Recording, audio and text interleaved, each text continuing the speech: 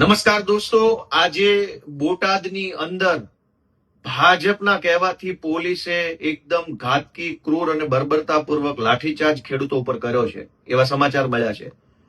બોટાદના ખેડૂતો અને ગુજરાતના આખાના ખેડૂતો છેલ્લા ઘણા વર્ષોથી ભ્રષ્ટ ભાજપની સરકાર પાસે પોતાના અધિકારો માંગી રહ્યા છે. બોટાદની અંદર ખેડૂતોએ લોહી પરસેવો રેડીને પકવેલા કપાસ અથવા અન્ય જણસો જ્યારે યાર્ડમાં વેચવા જાય, માર્કેટિંગ યાર્ડમાં, ત્યારે માર્કેટિંગ યાર્ડમાં રહેલા ભાજપના મળતિયાઓ અને ભાજપના જે કાંઈ પણ નફાખોરો છે એ ખેડૂતોની ખેત પેદાશમાં કડદો કરી અને ખેડૂતોને લૂંટવાનું કામ કરતા હતા. અને લૂંટની સામે અવાજ ઉઠાવવાનું કામ આમ આદમી પાર્ટીના માધ્યમથી આમ આદમી પાર્ટીના નેતા રાજુભાઈએ કર્યું.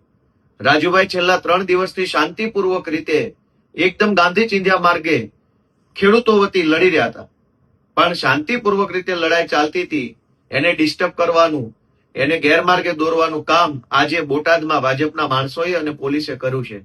આજે ખેડૂતોની મહાપંચાયત યોજવામાં આવી હતી અને આ મહાપંચાયતમાં હજારો ખેડૂતો એકઠા થયા. એની ઉપર ગાંધીનગર વાળાના આદેશથી બર્બરતાપૂર્વક ખૂબ ઘાતકી રીતે લાઠીચાર્જ કરવામાં આવ્યો છે. અનેક નિર્દેશ ખેડૂતોને મારવામાં આવ્યો છે. ટીયર ગેસના સેલ છોડવામાં આવ્યા છે.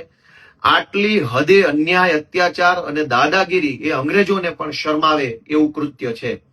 ખેડૂતોના હામી બનવાના બદલે, ખેડૂતોની મદદ કરવાના બદલે, ખેડૂતોના હક અને અધિકારો આપવાના બદલે ખેડૂતો ઉપર ટીયર ગેસના સેલ છોડવા, ખેડૂતો ઉપર દંડા વરસાવવા એ ભાજપની હલકી માનસિકતા છે અને એની સામે આમ આદમી પાર્ટી લડી રહી છે.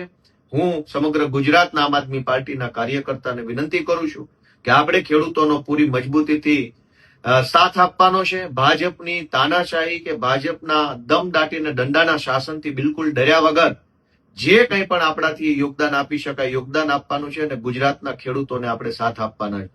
બોટાદની અંદર જે ઘટના બની છે એ નિંદનીય ઘટના છે. પોલીસે ખેડૂતો ઉપર જે અત્યાચાર કર્યો છે એ બિલકુલ કાયર કૃત્ય છે. એ બિલકુલ યોગ્ય વ્યાજબી કૃત્ય નથી. આમ આદમી પાર્ટી ભાજપનો સામનો કરશે અને ખેડૂતોને સાથ આપશે. જય કિસાન.